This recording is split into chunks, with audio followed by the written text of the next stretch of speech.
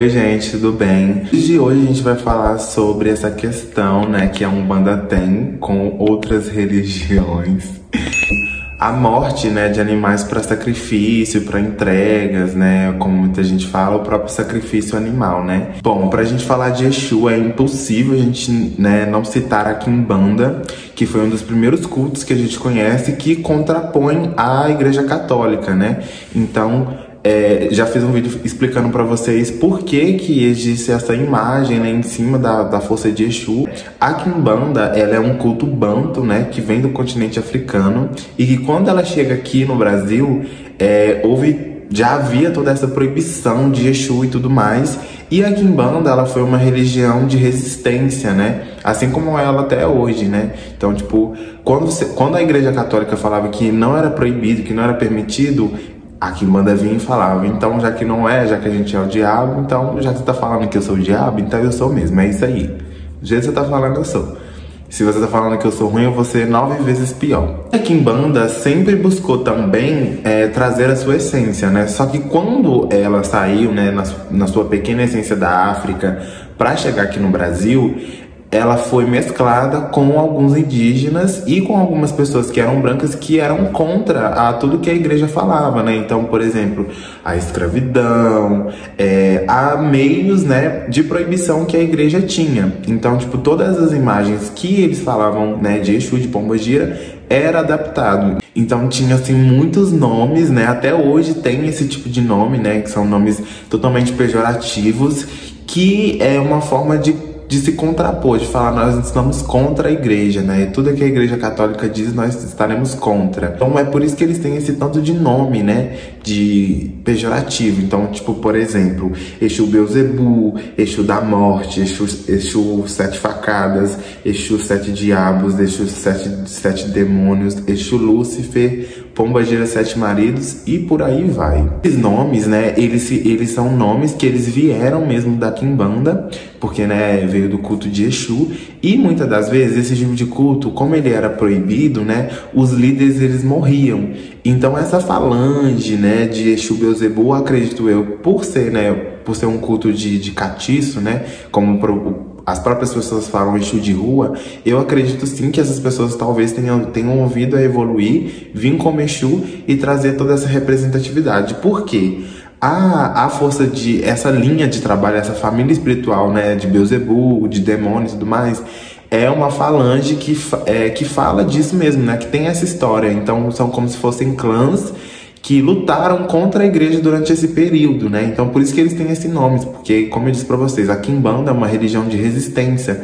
Então, né, até as entidades, né, que trabalham, que não é só Exu, né, na Quimbanda também existe caboclo quimbandeiro, existe preto velho quimbandeiro. E pelo fato da Quimbanda ter muito essa questão de liberdade, né, os Exus, eles faziam, né, tudo que precisava fazer. Então, por exemplo, eu vou falar aqui pelo que eu sei, tá, gente? Eu peço até desculpa pra quem é da Quimbanda, mas pelo que eu sei, se você chegar num Exu, né, e falar assim, olha, eu quero tananã, tananã, ele vai falar, tá bom, mas eu quero tananã, tananã, entendeu? E aí você tem que fazer um agrado e piriri pororó. Na Umbanda, que é o que a gente conhece como Exu de lei, não é assim, né? Porque você quer que você vai ter.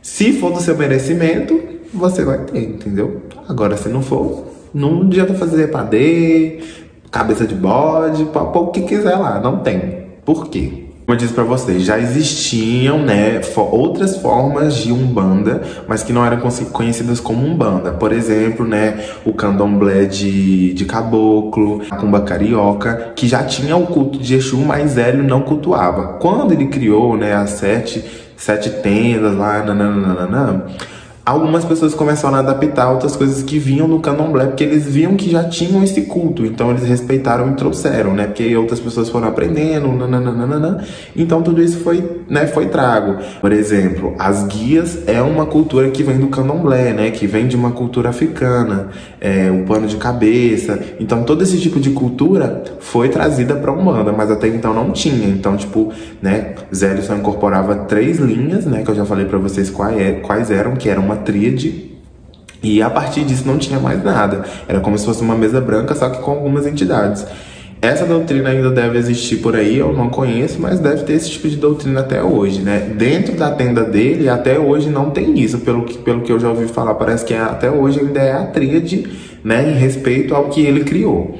Quando isso começou a acontecer, né, quando outras pessoas começaram a trazer, por exemplo, na Umbanda Molocô, né, que é uma Umbanda mais próxima do Candomblé, que é o pessoal fala que é Umbanda cruzada, né, começou-se a criar um termo chamado de Exu coroado, né? Que aí quando tinha a gira de esquerda, para um Exu poder vir, sempre tinha que vir alguma entidade da linha da direita para supervisionar, porque eles não podiam desobedecer à lei da casa, a lei da Umbanda, que era praticar a luz, né, a caridade. Então não podia fazer tipo assim, a amarração. Por isso que não é permitido, porque a gente não faz esse tipo de trabalho, né? Pelo menos no que se acredita dentro da Umbanda, não se faz nenhum tipo de trabalho, nenhum tipo de amarração amorosa, porque é a lei divina. A lei divina não permite isso, né, dentro da Umbanda. Aí vamos, né, falar do que seria uma oferenda, né? A oferenda é algo que a gente oferta para algum espírito para poder fazer alguma prece. Não é só na Umbanda que se faz oferenda, existem outras religiões que se fazem oferendas, né? Mas não é igual a gente faz, por exemplo, para o Exu, com padê, né? Enfim, farinha de mandioca e né, outros elementos.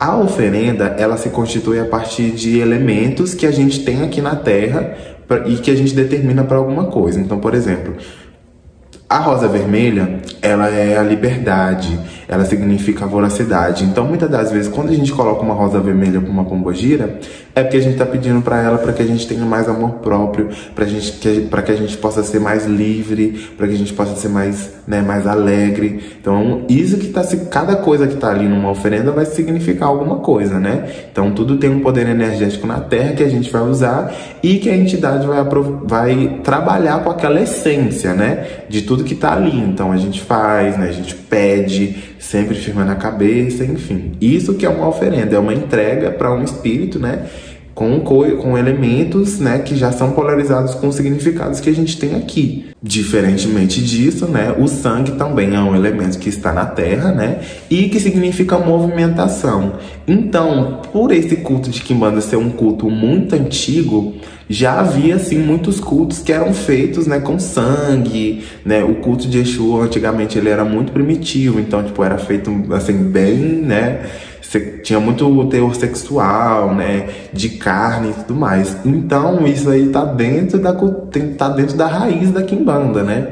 A Umbanda, como ela foi se desenvolvendo, se dissipando, até chegar ao que a gente conhece como Umbanda, né, como eu já falei, né, teve essa questão de morte, né, que antes era macumba, aí o povo não aceitava, aí teve que falar que era Umbanda, porque batia nos terreiros de macumba carioca, não aceitava, porque era macumba, aí quando foi falar que era Umbanda, não, beleza, né, porque é o Zé é branco, né, o cara veio do espiritismo, tem, né, então, beleza, Umbanda, ok, macumba não pode. Enfim, e aí eu tenho uma filosofia que vem a partir disso, né, se a gente for voltar há muito tempo atrás, não há muito tempo, aí tipo, vamos botar uns 23 anos atrás, tinha muito essa cultura, né, das pessoas eu tenho um bicho, chama fulano, chama ciclano, vamos matar o bicho, né, e dividir as partes aí que tem, né, porque fazer, sei lá, uma farofa, uma farinha, fazer um trem, enfim, dá o que pode, né.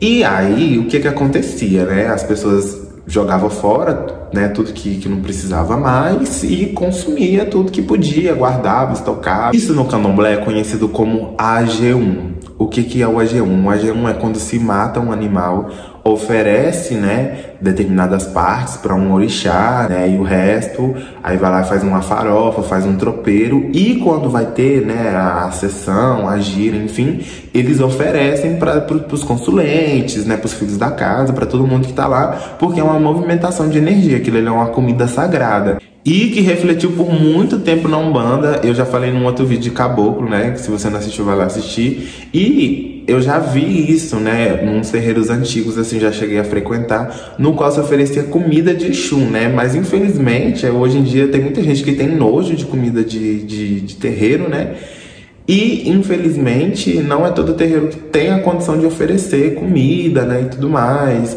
mas tinha muito essa cultura de energia de troca, né, então sempre fazia ali o que podia, um tropeiro, até mesmo uma farofa ali bem mal feita, né, do jeito que dava pra fazer, com tudo aquilo que foi ofertado pro orixá, como se fosse uma energia de troca, né?